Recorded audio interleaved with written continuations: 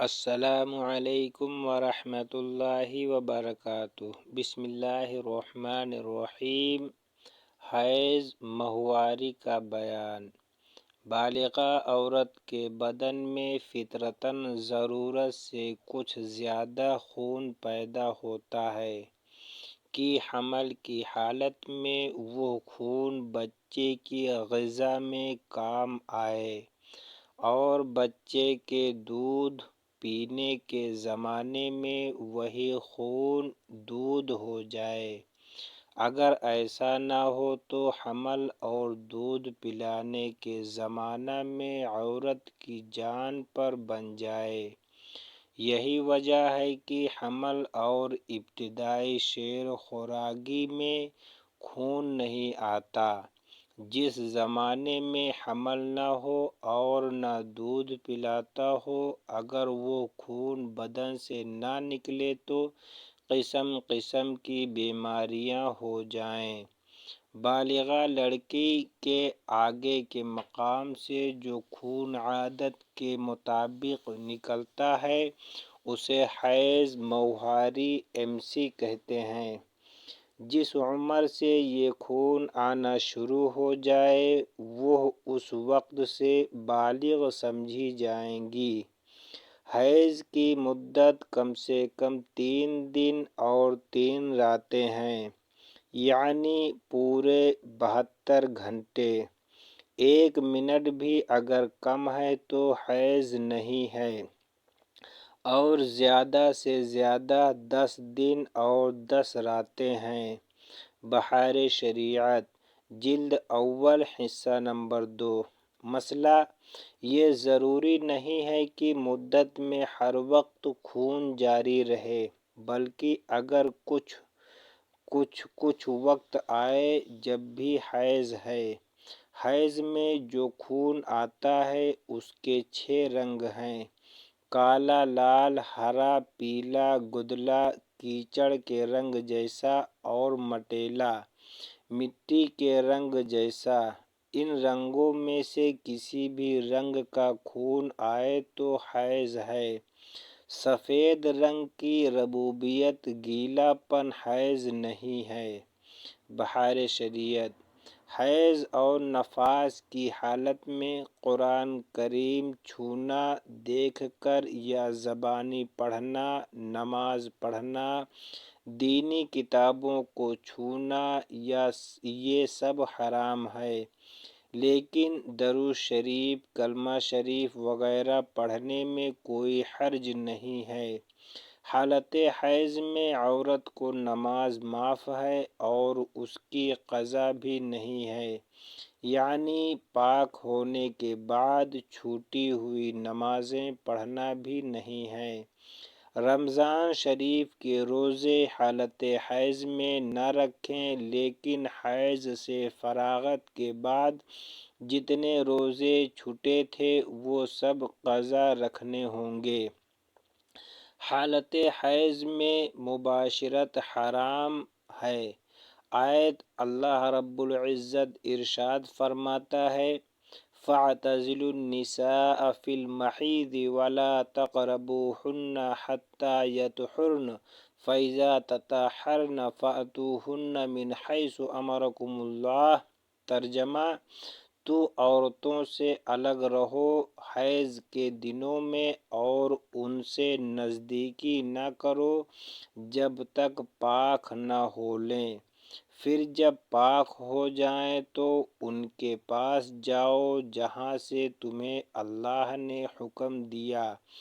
جب عورت حیض کی حالت میں ہو تو اس سے جمع کرنا سخت گناہ کبیرہ، ناجائز و سخت حرام ہے۔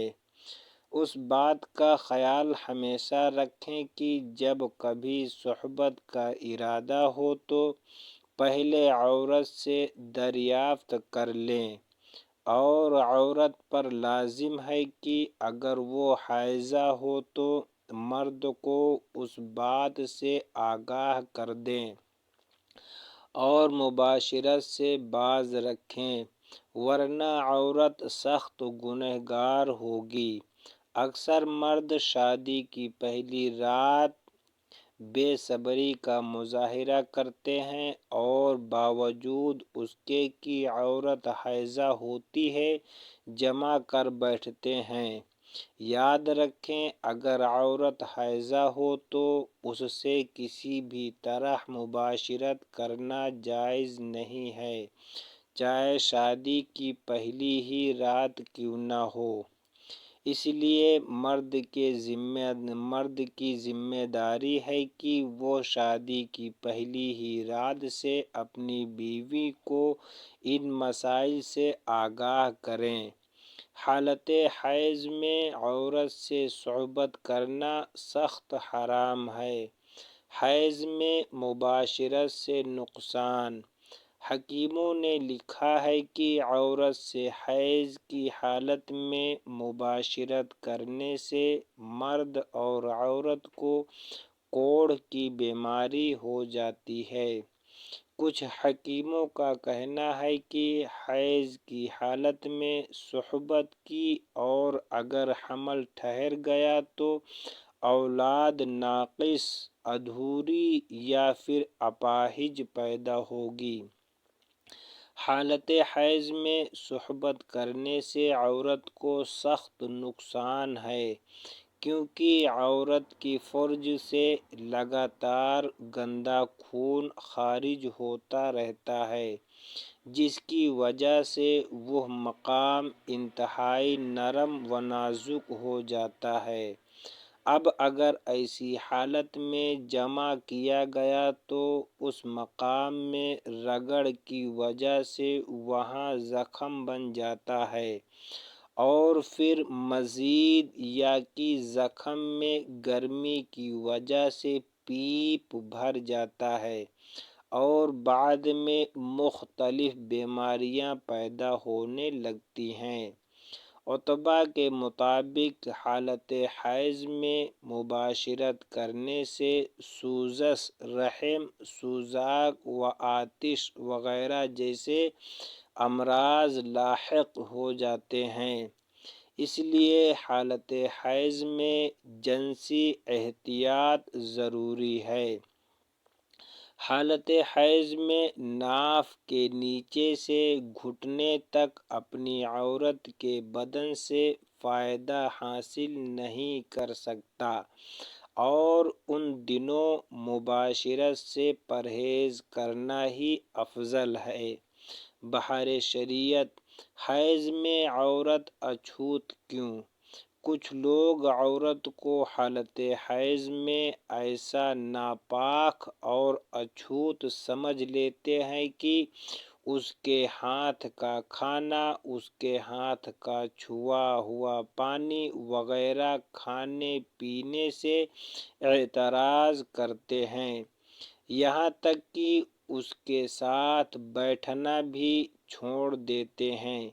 یہ عام خیال ہے کہ جس کمرے میں حائضہ عورت ہو وہ کمرہ ناپاک ہے اور اگر ایسے موقع پر کسی بزرگ کی فاتحہ آ جائے تو اس گھر میں فاتحہ نہیں ہوتی، یا اگر فاتحہ دی بھی جائے تو یہ خیال رکھا جاتا ہے کہ ایسی عورت کا ہاتھ بھی ان چیزوں کو نہیں لگنا چاہیے جو فاتحہ کے لیے رکھی جاتی ہیں۔ غرض کہ حائضہ عورت کے متعلق کئی طرح کی جاہلانہ باتیں ہیں، آج قوم مسلم میں دیکھی جا سکتی ہیں۔ یہ سب لغو، فضول و جہالت ہیں۔ یاد رکھیں، حائضہ عورت فاتحہ کا کھانا پکا سکتی ہے، اس میں کوئی قباحیت نہیں ہے۔ ہاں، فاتحہ نہیں دے سکتی ہے کہ اس میں قرآن کریم کی سورتیں پڑھی جاتی ہیں۔ ایسے لوگ جو حالت حیض میں عورت کو اچھوت سمجھتے ہیں، جو لوگ ایسا کرتے ہیں وہ ناجائز و گناہ کا کام کرتے ہیں۔ اور مشرکین یہود اور مجوس کی رسم مردود کی پیروی کرتے ہیں۔ حالت حیض میں صرف صحبت ناجائز ہے، بس اس سے پرہیز ضروری ہے۔ مشرکین و یہود اور مجوس کی طرح حیض والی عورت کو بھنگن سے بھی بدتر سمجھنا بہت ناپاک خیال ہے۔ اس کا دوسرا پارٹ اگلی ویڈیو میں بتایا جائے گا۔ اللہ تبارک و تعالی ہمیں اور آپ کو دین کی باتوں پر عمل کرنے کی توفیق عطا فرمائے، آمین۔ السلام علیکم ورحمۃ اللہ وبرکاتہ۔